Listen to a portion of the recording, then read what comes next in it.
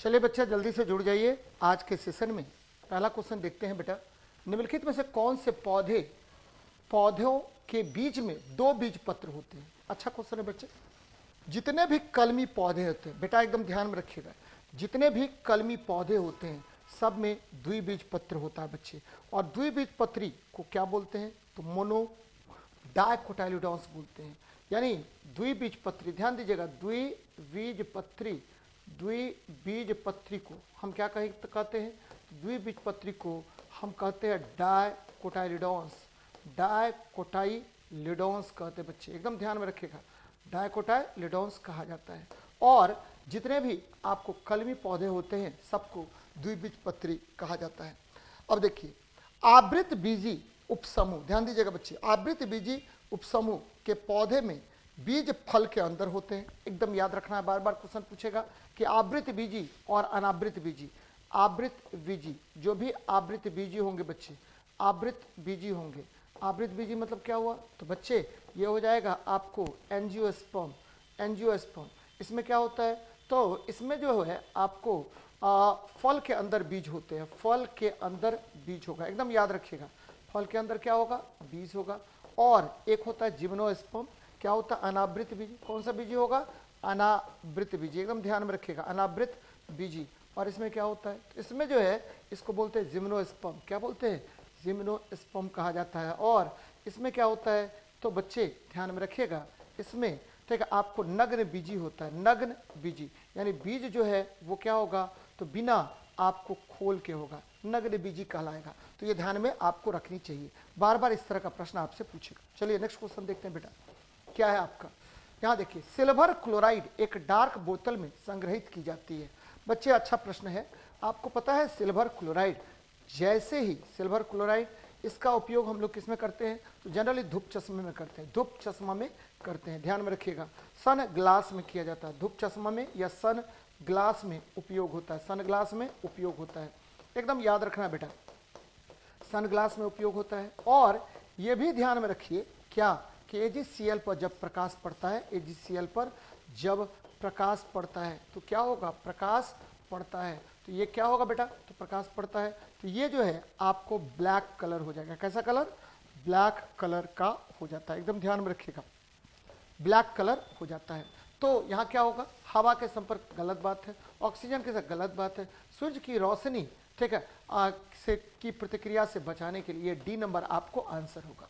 बच्चे सिल्वर पर जब भी चर्चा करते हैं तो दो बातें यहाँ ध्यान में रखिए, सिल्वर Ag ये क्या है, तो बच्चे फर्स्ट बी वर्ग का तत्व है, फर्स्ट बी वर्ग का तत्व होता है। और सिल्वर क्या है, तो बच्चे याद रखना है आपको 11वें वर्ग और 11वें वर्ग का तत्व है। और इस वर्ग को हम क्या कहते हैं, तो बच्चे इसे हम क्वानेज मेटल कहते हैं, क्वानेज मेटल कहते हैं, एकदम ध्यान में रखिएगा, क्वानेज मेटल ग्रुप है, क्वानेज मेटल ग्रुप होता है। और सिल्वर याद रखना है आपको, बार बार मैं बताता रहता हूँ कि देखिए सिल्वर जो है ठीक है, इसके 4 यौगिक बड़ा फेमस है। सबसे पहले सिल्वर आयोडाइड कृत्रिम वर्षा में यूज होता है, कृत्रिम वर्षा में, एकदम ध्यान में रखिएगा, कृत्रिम वर्षा में इसका यूज होता है। फिर आ जाते हैं सिल्वर क्लोराइड, इसका प्रयोग हम लोग जैसा कि मैंने बताया धूप चश्मे में। सिल्वर ब्रोमाइड, आपको पता होगा कि सिल्वर ब्रोमाइड का उपयोग किस में करते हैं बेटा, तो सिल्वर ब्रोमाइड जो है फोटोग्राफिक फिल्म में, एकदम याद रखिएगा बेटा, फोटोग्राफिक फिल्म में इसका यूज करते हैं,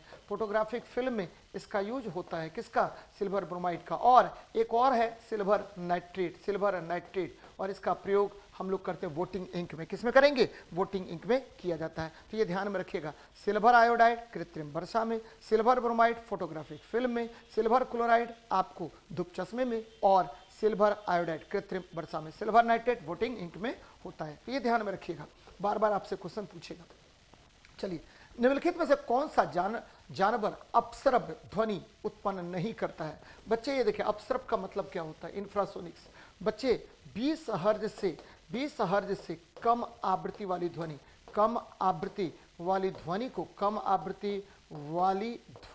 क्या कहलाता है, तो ध्वनि आपको इंफ्रासोनिक्स या अपस्रब तरंग कहलाएगा, अपस्रब तरंग कहलाता है, एकदम ध्यान में रखिएगा, अपस्रब तरंग कहलाता है। इंफ्रासोनिक्स वेव कहलाएगा। और यहाँ देख लीजिए अपस्रम तरंगे कौन उत्पन्न नहीं करता है, तो बच्चे अपस्रम तरंग जो है वो डॉल्फिन उत्पन्न नहीं करेगा, जबकि अपस्रम तरंगे कौन कौन उत्पन्न करेगा, तो हाथी उत्पन्न करता है, गेंडा उत्पन्न करता है और व्हेल भी उत्पन्न करता है, लेकिन डॉल्फिन आपको अपस्रम तरंग उत्पन्न नहीं करता है। खास करके याद रखिएगा, अब हम अल्ट्रासोनिक्स पर बात कर रहे हैं, तो ऐसा तरंग, ठीक है, अल्ट्रासोनिक्स ऐसा तरंग जिसकी आवृत्ति क्या होती है, तो 20 किलो हर्ज से अधिक, 20 किलो हर्ज से क्या होगा, अधिक होगा। ऐसे तरंग को बेटा हम क्या बोलते हैं, तो अब पराश्रव्य तरंग बोलेंगे। कौन सा तरंग बोलेंगे, पराश्रव्य तरंग कहा जाता है। ध्यान में रखिएगा, पराश्रव्य तरंग अल्ट्रासोनिक वेव होगा, 20 किलो हर्ज से अधिक तरंग होगा। अधिक तरंग, ठीक है, अधिक ध्वनि, अधिक तरंग की ध्वनि हो जाएगी। 20 किलोहर्ट्ज से अधिक तरंग की ध्वनि को हम क्या कहते हैं, तो अल्ट्रासोनिक्स या पराश्रव्य कहते हैं। ये याद रखना है बच्चे, पराश्रव्य तरंग। और यहाँ पर देखिए श्रव्य ध्वनि क्या होती है, तो श्रव्य ध्वनि होगा, याद रखना है, 20 हर्ज से 20,000 हर्ज के बीच आवृत्ति की ध्वनि को हम क्या कहते हैं, तो बच्चे याद रखिएगा, इसे हम श्रव्य ध्वनि कहते हैं। कौन सा ध्वनि कहते हैं, तो श्रव्य ध्वनि कहते हैं। याद रखना बच्चे, श्रव्य ध्वनि कहते हैं, याद रखना, बार बार आपसे क्वेश्चन पूछेगा। हमारा कान जो है केवल आपको 20 किलो हर्ज, 20 हर्ज से लेकर के 20,000 हर्ज या 20 किलो हर्ज ही ध्वनि सुन सकता है। अब देखिए, डॉल्फिन भारत का राष्ट्रीय जलीय जीव है और केंद्रीय डॉल्फिन अनुसंधान केंद्र विक्रमशिला भागलपुर में स्थित है। डॉल्फिन गंगा नदी में सर्वाधिक पाया जाता है और डॉल्फिन जो है भारत का जलीय पशु है बच्चे, तो ये ध्यान में रखिएगा। ध्वनि का प्रसारण केवल तभी संभव है जब क्या हो, तो बच्चे माध्यम हो। याद रखिएगा, ध्वनि कौन सी तरंग, ध्वनि जो है आपको याद रखना है अनुदैर्ध्य तरंग। कौन सा तरंग है, अनुदैर्ध्य तरंग है। लॉन्गिट्यूडनल वेव है बच्चे, अनुदैर्ध्य तरंग है। ध्वनि, ठीक है, आपको ठीक है, ध्वनि के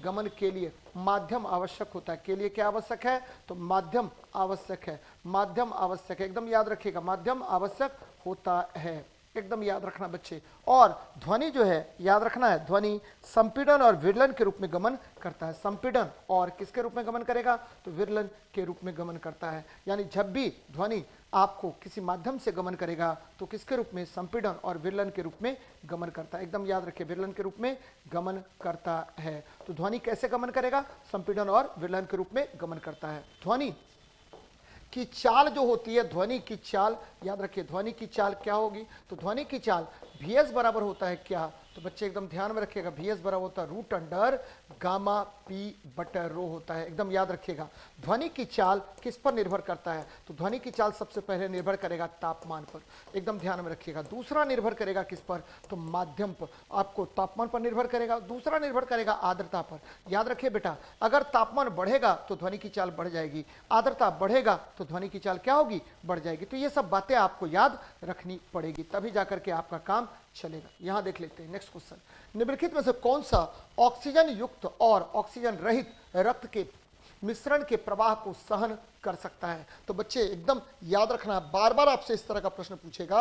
यहां देखिए, मेढक जो है ऑक्सीजन युक्त और ऑक्सीजन रहित रक्त के मिश्रण को के प्रवाह को सह सकता है। एकदम ध्यान में रखिएगा, मेढक में आपको 3 प्रकार का शोषण होता है बच्चे, 3 तरह से शोषण करता है। एक तो त्वचा से, किससे शोषण करेगा, त्वचा से करेगा। दूसरा आपको किससे करेगा, तो बच्चे फेफड़ा से करेगा, किससे करेगा, फेफड़ा से करेगा। और तीसरा शोषण करेगा किससे, तो बच्चे एकदम ध्यान में रखिएगा, गिल के माध्यम से भी शोषण करता है, गिल के माध्यम से करेगा, गिल के माध्यम से करेगा। एकदम याद रखना बच्चे। जबकि मछली जो है, मछली में ओपन हार्ट होता है बच्चे, क्या होता है आपको, मछली जो है आपको क्या करता है बच्चे, बार बार याद रखना है, मत्स्य वर्ग में केवल अशुद्ध रक्त ही पंप करता है। मत्स्य में क्या होगा, तो केवल आपको अशुद्ध रक्त ही पंप होता है। ध्यान में रखिएगा, केवल अशुद्ध रक्त पंप होगा, अशुद्ध रक्त पंप होता है। एकदम याद रखना है, अशुद्ध रक्त पंप होता है किसमें, तो आपके मछली में अशुद्ध रक्त पंप होगा। एकदम याद रखना बच्चे, मछली में क्या होगा, अशुद्ध रक्त ही पंप होता है। एकदम ध्यान में रखना है। अब देखिए, उभयचर्य वर्ग में अधिकांशतः परिवर्धन के समय एक लार्वा बनता है, जिससे, ठीक है, जिसे क्या कहते हैं, टेडपॉल लार्वा कहते हैं। जिसे क्या कहते हैं, तो बच्चे टेडपॉल लार्वा कहते हैं। ध्यान में रखिएगा। जबकि कबूतर आपको पता है इसमें हार्ट में कितने चैम्बर होंगे, खरगोश में हार्ट में कितने चैम्बर होंगे, तो 4 चैम्बर होगा। और इसमें क्या होता है, लंग्स के द्वारा रक्त का परिवहन किया जाता है। तो एकदम ध्यान में रखिएगा, बार बार इस तरह का प्रश्न आपसे पूछेगा। चलिए, प्राकृतिक वनस्पति जनन किसमें नहीं पाया जाता है? यहां देखिए, प्राकृतिक वनस्पति जनन की बात हो रही है बच्चे। जब भी प्राकृतिक वनस्पति जनन की बात करेंगे तो क्या होगा? सरसों में प्राकृतिक वनस्पति जनन नहीं होता है। जबकि शकरकंद आपको पता है तो ये नेपिफॉर्म रूट होता है। नेपिफॉर्म यानी कुंभीकार जड़ होता है, नेपिफॉर्म रूट होता है। और याद रखिए बच्चे, केला में जड़ के द्वारा ही आपको जड़ के द्वारा ही वनस्पति जनन होगा, वेजिटेटिव प्रोपेगेशन होगा। जबकि ब्रायोफाइलम आपको पता होगा कि ये पत्तियों के द्वारा जनन करता है। किसके द्वारा करेगा? तो पत्तियों के माध्यम से जनन करेगा। ध्यान में रखिएगा बच्चे, सरसों क्रूसीफेरी कुल के पौधे हैं। ध्यान में रखिएगा, सरसों किस कुल के पौधे हैं? तो क्रूसीफेरी, आपको क्रूसीफेरी कुल के पौधे होते हैं। तो एकदम याद रखना है, बार बार इस तरह का प्रश्न आपसे पूछेगा। जबकि कपास, भिंडी, गुड़हल मालवेसी कुल का पौधा है। कपास, गुड़हल, कटहल, ये सब क्या होगा? तो मालवेसी कुल का पौधा होता है। तो ये ध्यान में रखिएगा। आगे बढ़ रहे हैं, किसी आवेशित निकाय द्वारा किसी अन्य आवेशित निकाय पर लगाए गए बल को क्या कहा जाता है? तो बच्चे, जब भी दो आवेशों के बीच बल काम करेगा, एकदम ध्यान में रखिएगा। एक वस्तु ये है, इस पर आवेश Q1 है, दूसरा वस्तु ये है, इस पर आवेश Q2 है, तो दोनों के बीच अगर बल कार्य करेगा तो आपको पता है कि इसको बोलते हैं विद्युत अस्थैतिक बल। कौन सा बल बोलेंगे? तो विद्युत अस्थैतिक बल बोलते हैं। और आपको पता है विद्युत अस्थैतिक बल क्या होता है? 1/4 पाई इप्सिलॉन नॉट Q1 Q2 बटा क्या होगा? R² होगा। ठीक है, Fe बराबर 1/4 पाई इप्सिलॉन नॉट Q1 Q2 बटा R² होगा। और ये आवेश के स्थिर होने की वजह से उत्पन्न होता है और इसे विद्युत अस्थैतिक बल कहते हैं। जबकि गुरुत्वाकर्षण बल क्या होगा बेटा?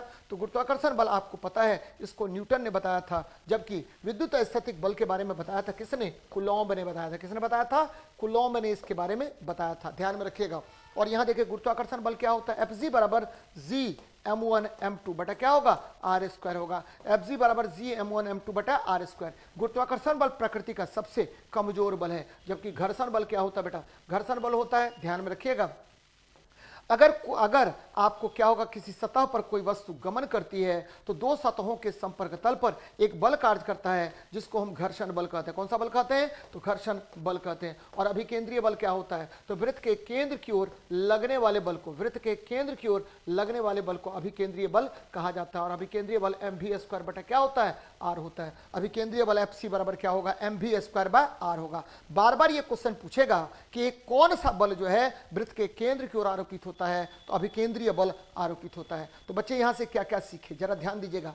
ठीक है, अभिकेंद्रीय बल वृत्त के केंद्र की ओर लगेगा। घर्षण बल असंरक्षी बल है, नॉन कंजर्वेटिव फोर्स है, दो वस्तुओं के सतह पर काम करता है। द्रव्यमान के कारण लगने वाले बल को गुरुत्वाकर्षण बल कहते हैं, जबकि आवेश के कारण लगने वाले बल को विद्युत अस्थैतिक बल कहते हैं। ध्यान में रखिएगा, विद्युत अस्थैतिक बल की गणना कुलॉम्ब ने की थी। चलिए नेक्स्ट देखते हैं, अणु का निर्माण करने वाले परमाणुओं की संख्या को कहा जाता है बच्चे। ठीक है, जितना अणु, मान लीजिए कि ये ऑक्सीजन है, ये ओजोन है बच्चे, ओजोन है, ओजोन कितना परमाणु से बना है? तो ये 3 परमाणु से बना है। तो इसकी परमाणुकता कितनी होगी? 3 होगी। ये देखिए जरा P4 देखिए, फास्फोरस है, इसकी परमाणुकता कितनी होगी? 4 होगी। ये देखिए एसाइट है, इसकी परमाणुकता कितनी होगी? 8 होगी। तो किसी भी अणु का निर्माण जितने परमाणुओं से होता है उसको हम एटोमिसिटी कहते हैं बच्चे। जबकि नॉर्मलता क्या होता है? Number of gram equivalents, number of gram equivalents बटा क्या होगा? आपको वॉल्यूम ऑफ द सॉल्यूशन हो जाएगा, वॉल्यूम ऑफ द सॉल्यूशन होगा। तो ध्यान में रखिएगा, वॉल्यूम ऑफ द सॉल्यूशन होगा। यानी किसी विलयन में, ठीक है, आपको ग्राम तुल्यांकों की संख्या और ठीक है उसके आयतन के अनुपात को नॉर्मलता कहते हैं बच्चे। ये क्या होता है? मोलरता क्या होता है? तो मोलरता होता है विलय के मोलों की संख्या। ध्यान में रखिएगा, विलय के मोलों की संख्या, विलय के मोलों की संख्या, ध्यान में रखना बच्चे, मोलों की संख्या। अब बटे विलयन का आयतन बच्चे, विलयन का आयतन के अनुपात को, विलयन के आयतन के अनुपात को, विलयन के आयतन के अनुपात को हम क्या कहते हैं? तो बच्चे मोलरता कहते हैं। जबकि संयोजकता क्या होता है? तो कोई भी तत्व का परमाणु जितना इलेक्ट्रॉन त्यागेगा या जितना इलेक्ट्रॉन ग्रहण करेगा, अपने क्या करने में? अपने निकटवर्ती अक्रिय गैस की अवस्था को प्राप्त करने में, उस इलेक्ट्रॉन की संख्या को हम क्या कहते हैं? तो संयोजकता कहते हैं। तो एकदम ध्यान में रखिएगा, क्या कहेंगे? संयोजकता कहते हैं। चलिए नेक्स्ट देखते हैं, परमाणुओं की प्रकृति की व्याख्या के लिए पदार्थ की विभाज्यता के सिद्धांत को किसने प्रतिपादित किया था? देखिए, परमाणुओं की प्रकृति के व्याख्या के लिए पदार्थ के विभाज्यता का सिद्धांत ये किसने दिया था बेटा? तो बहुत बेजोड़ क्वेश्चन है आपका, ठीक है, कि इसके विभाज्यता का सिद्धांत दिया था जॉन डाल्टन ने, ठीक है। देखिए जनरली जॉन डाल्टन ने 1803 ईस्वी में सबसे पहले परमाणु सिद्धांत दिया था। ध्यान में रखिए बच्चे, जॉन डाल्टन ने 1803 में परमाणु सिद्धांत दिया था। इसके आधार पर इन्होंने कहा कि देखिए परमाणु अविभाज्य है, परमाणु अविभाज्य है, ध्यान में रखिएगा, अविभाज्य होता है। और बाद में यह सिद्ध किया गया कि देखिए परमाणु जो है वो क्या होता है, तो आपको 100 से भी अधिक कणों में, 100 से भी अधिक कणों में तोड़ा जा चुका है। परमाणु को 100 से भी अधिक कणों में तोड़ा जा चुका है, एकदम याद रखिएगा, कणों में तोड़ा जा चुका है, यानी परमाणु आपको तोड़ा जा चुका है। ध्यान में रखिएगा बेटा, क्या कह रहा हूं मैं कह रहा हूं कि जॉन डाल्टन के अनुसार, जॉन डाल्टन ने परमाणु की अविभाज्यता का सिद्धांत दिया था। जे थॉमसन ने आपको इलेक्ट्रॉन की खोज की थी। किसकी खोज? इलेक्ट्रॉन की खोज की थी। ध्यान में रखिए बेटा, जे थॉमसन ने किसकी खोज की?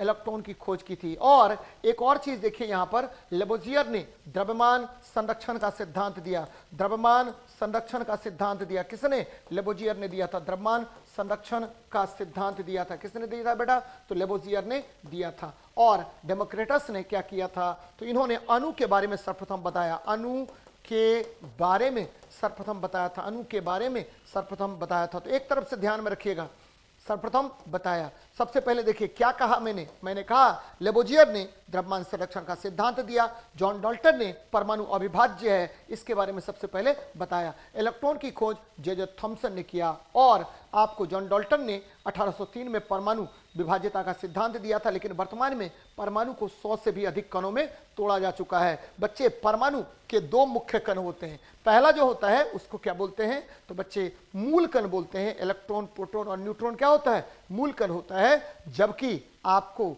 जितना भी आपका अन्य कण है सभी प्रतिकण कहलाते हैं। तो एकदम ध्यान में रखना है, बार बार इस तरह का प्रश्न आपसे पूछा जाएगा।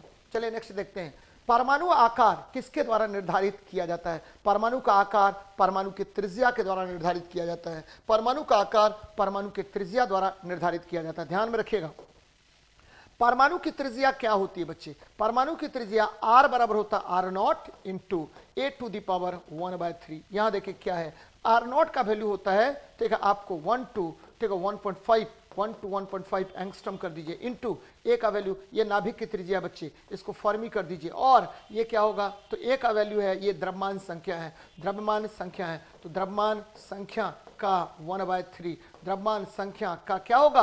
1/3 हो जाएगा। तो ये ध्यान में आपको रखनी चाहिए, ठीक है, कि परमाणु आकार किसके द्वारा निर्धारित किया जाता है? तो ये परमाणु त्रिज्या के द्वारा निर्धारित किया जाता है। जबकि संयोजी इलेक्ट्रॉन, किसी तत्व के परमाणु के अंतिम कक्षा में उपस्थित इलेक्ट्रॉन की संख्या को हम क्या कहते हैं? संयोजी इलेक्ट्रॉन कहते हैं। और आणविक भार क्या होता है? इसको मॉलिक्यूलर वेट कहते हैं बच्चे। जबकि परमाणु द्रव्यमान संख्या क्या होता है? तो परमाणु द्रव्यमान संख्या होता है, याद रखिए बच्चे, परमाणु द्रव्यमान संख्या किसी तत्व के परमाणु में उपस्थित कुल प्रोटॉनों की संख्या को परमाणु द्रव्यमान संख्या कहते हैं। तो ये ध्यान में रखिएगा आप लोग।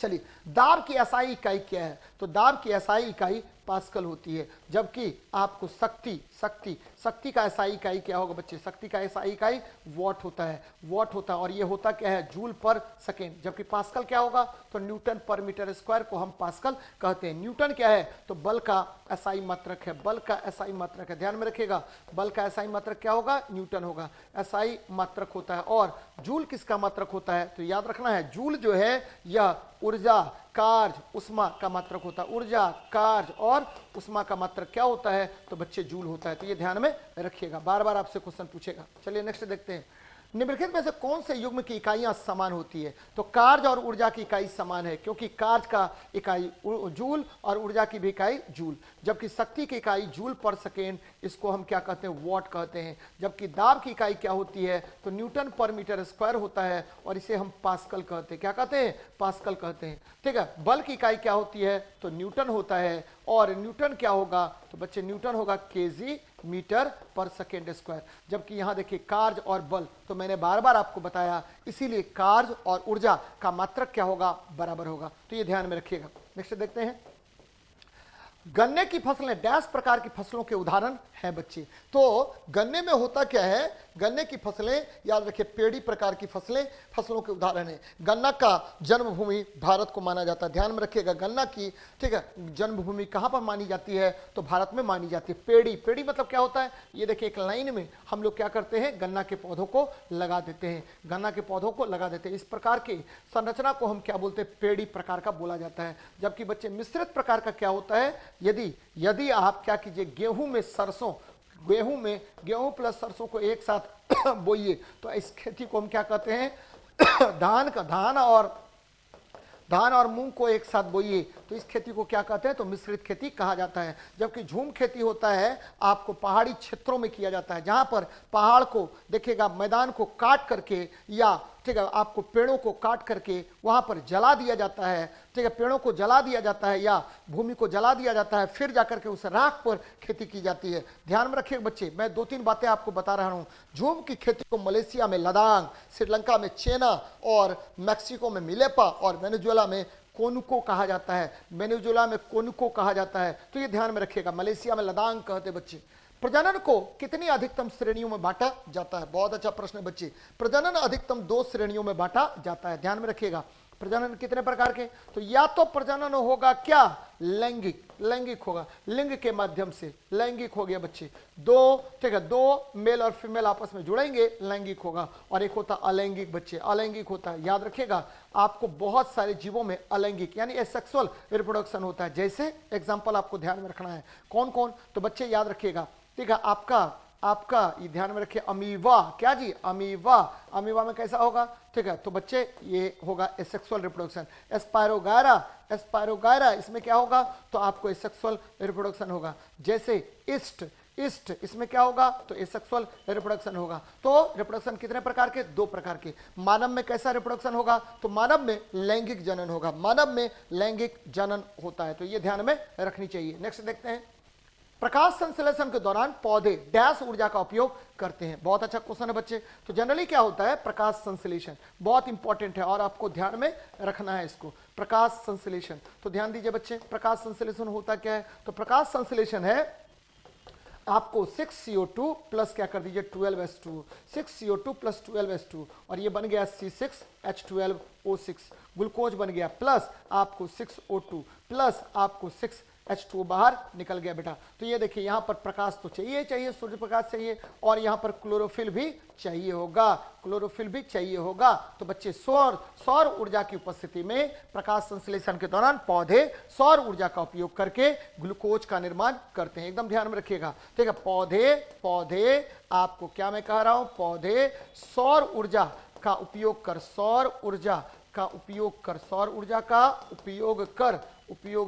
क्या करते हैं, उपयोग कर आपको बनाता है, ग्लूकोज का निर्माण करता है,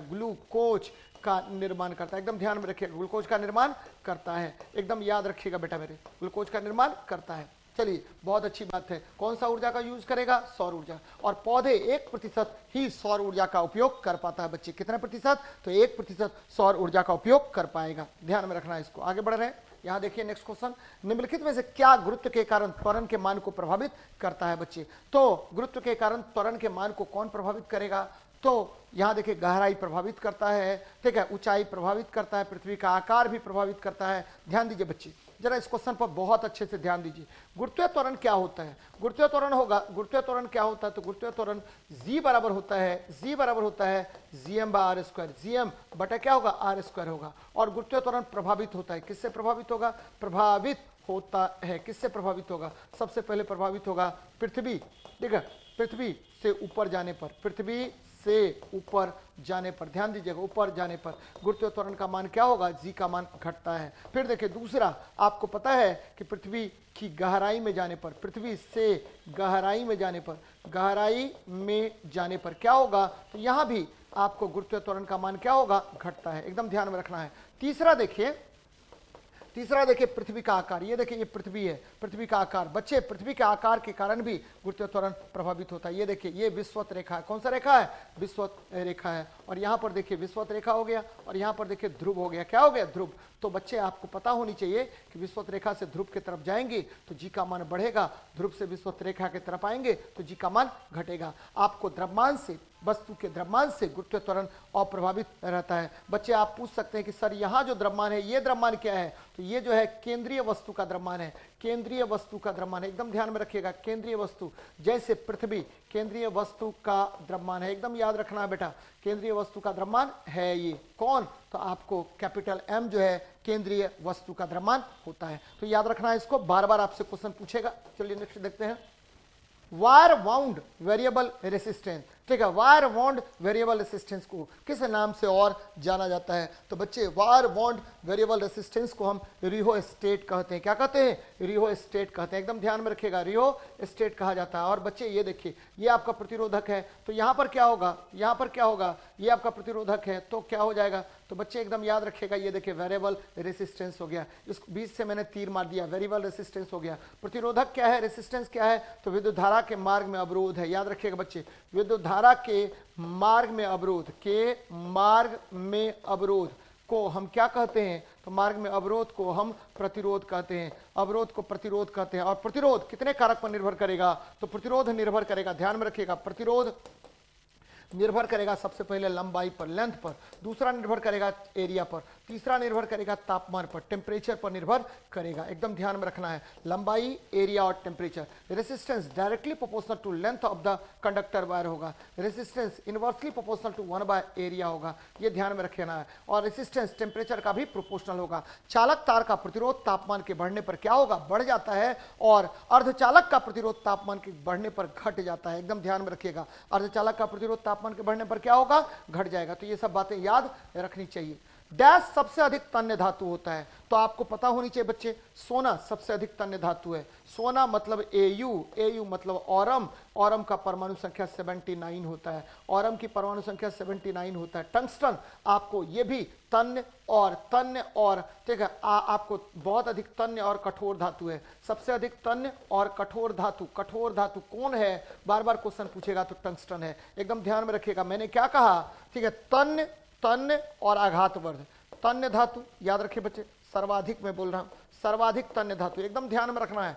सर्वाधिक तन्य धातु कौन? तो बच्चे एकदम ध्यान में रखना है आपका Au। सर्वाधिक, ठीक है, सर्वाधिक आघातवर्ध धातु, सर्वाधिक आघातवर्ध धातु, एकदम ध्यान में रखिएगा, आघातवर्ध धातु ये कौन होगा? तो सर्वाधिक आघातवर्ध होगा कौन? ये भी Au होगा। ठीक है, फिर मैंने कहा सर्वाधिक तन्य और कठोर, तन्य और कठोर धातु, सर्वाधिक तन्य और कठोर धातु ये कौन होगा? तो दोनों साथ अगर रहे तो आपको टंगस्टन होगा। क्या होगा? टंगस्टन होगा। एकदम ध्यान में रखिएगा। जबकि सर्वाधिक उष्मा चालकता, सर्वाधिक विद्युत चालकता किसका? तो सर्वाधिक उष्मा और विद्युत चालकता, उष्मा और विद्युत चालकता किसका होगा? तो विद्युत चालकता होता है। ध्यान में रखिएगा, विद्युत चालकता ये होगा किसका? तो बच्चे ये हो जाएगा सिल्वर का। क्या होगा? सिल्वर का होता है। तो ये ध्यान में रखनी चाहिए आपको।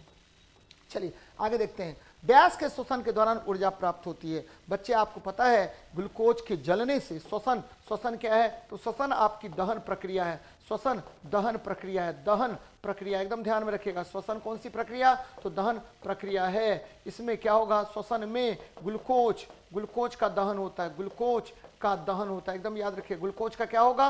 दहन होता है। चलिए बहुत अच्छी बात है बच्ची, श्वसन में क्या होगा? ग्लूकोज का दहन होता है। एकदम ध्यान में रखिएगा, ग्लूकोज के जलने से श्वसन के दौरान ऊर्जा की प्राप्ति होती है, ग्लूकोज के जलने से श्वसन के दौरान ऊर्जा की प्राप्ति होती है। बहुत इंपॉर्टेंट है, बार बार आपसे पूछेगा।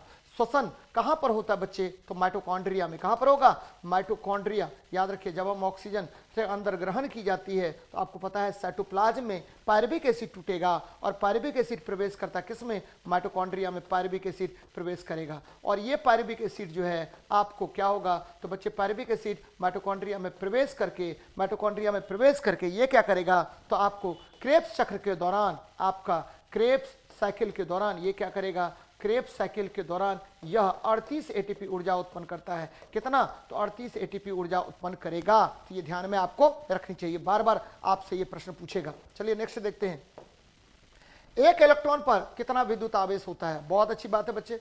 इलेक्ट्रॉन, सबसे पहले इलेक्ट्रॉन आपको क्या है, तो परमाणु का मूल कण है। परमाणु का मूल कण है, एकदम ध्यान में रखिएगा। परमाणु का मूल कण कौन होता है? तो इलेक्ट्रॉन होता है। इलेक्ट्रॉन की खोज किसने की? तो इलेक्ट्रॉन की खोज की जे थॉमसन ने। थोड़ी देर पहले मैंने बताया था, जे थॉमसन ने किया था इसकी खोज। और देखिए बेटा, और क्या होगा? J Thomson. फिर देखिए इलेक्ट्रॉन नाम किसने रखा? तो नाम रख दिया स्टोनी ने। किसने रखा? स्टोनी ने इसका नाम रखा। इलेक्ट्रॉन का द्रव्यमान कितना होगा? तो इलेक्ट्रॉन का द्रव्यमान होता है कितना? तो बच्चे 9.1 इंटू 10⁻31 kg होगा। एक चीज और देखिएगा, इलेक्ट्रॉन पर आवेश कितना होगा?